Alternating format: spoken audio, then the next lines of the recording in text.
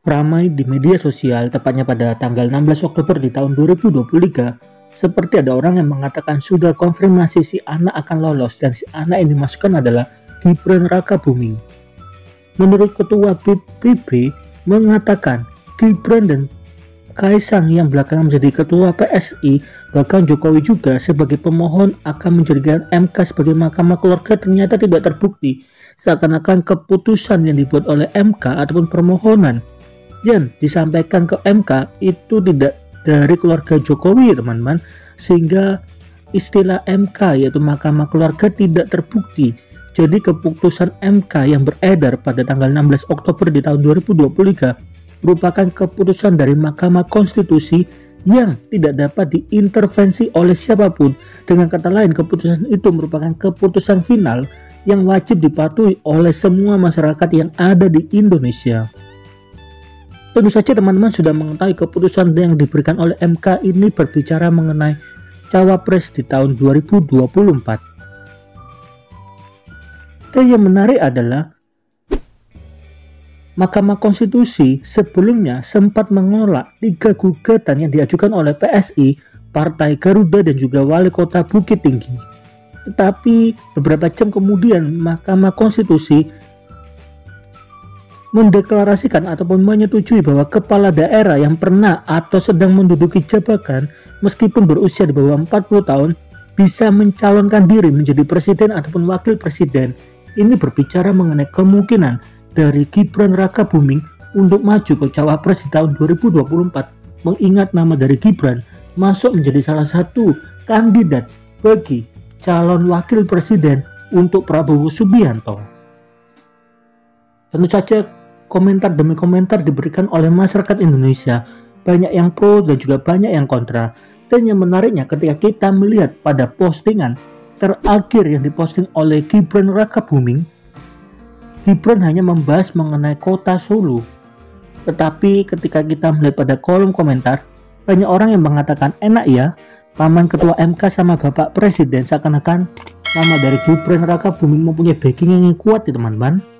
Di satu sisi ada juga yang mengatakan ternyata MK itu adalah mahkamah keluarga, bukan mahkamah konstitusi yang sudah dibahas pada video di awal ataupun di menit yang awal. Tidak sampai di sana, menurut Mahfud MD juga turut memberikan komentar di mana Mahfud MD dikutip dari otsom.com dikatakan bahwa keputusan MK itu bersifat final. Jadi ketika MK memutuskan bahwa seseorang di bawah usia 40 tahun yang sedang menjabat bisa menjadi cawapres ataupun capres, maka itu sangat memungkinkan Gibran Rakabuming untuk maju di pemilu di tahun 2024. Dan pada akhirnya menariknya pada saat berita ini beredar, Gibran buka suara. Dikutip dari Politik Hari Ini bahwa Gibran sama sekali tidak merespon mengenai keputusan MK karena Gibran masih fokus untuk rapat yang sedang dijalani oleh Gibran pada saat itu. Lalu apakah Gibran akan maju menjadi cawapres di tahun 2024? Bagaimana menurut teman-teman?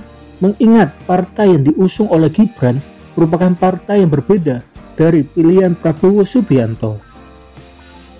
Lalu apa pendapat dari teman-teman? Coba dong tolong tulis di kolom komentar.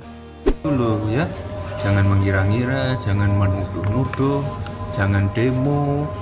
Habis demo saya samperin, nggak tahu demonya apa. Nah, itu loh ya.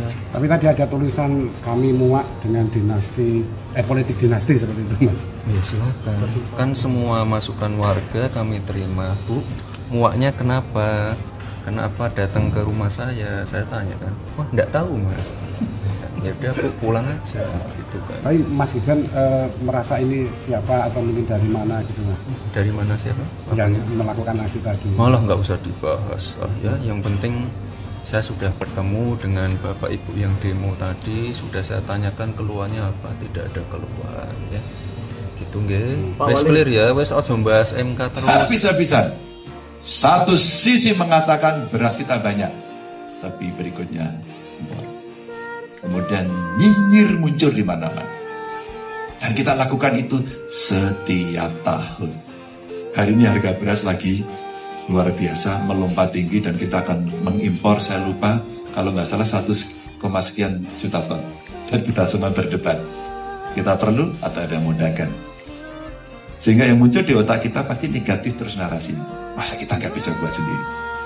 Di dalam rakernas partai saya sampaikan kemarin, saatnya Bulog dikembalikan pada fungsi awal setelah Michel Kamdesu pergi. Ini sovereignty, ini daulat. Dan hari ini soal pangan yang 9 bahan pokok sekarang yang dikelola oleh Bulog apa coba? Hanya beras. Minyak goreng kemarin kita kelabakan juga. Semua diserahkan pada market mekanisme.